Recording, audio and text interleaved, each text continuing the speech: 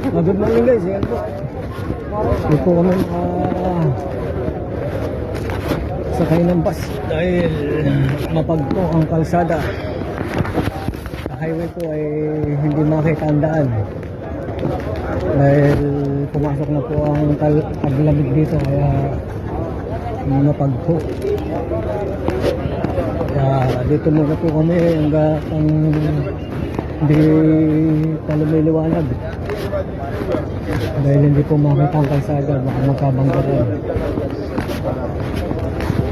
Guys, yun, kape-kape muna bago tayo pumasok habang naghihintay ng alis ng bus.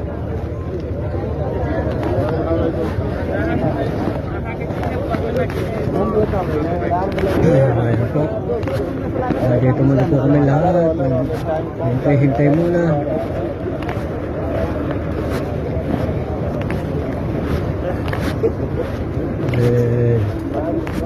Kung magkaroon ng disgrasya sa kalsada, karoon ng banggaan,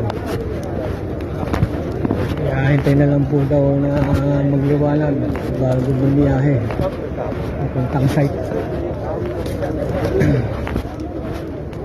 Standby muna tayo rito guys.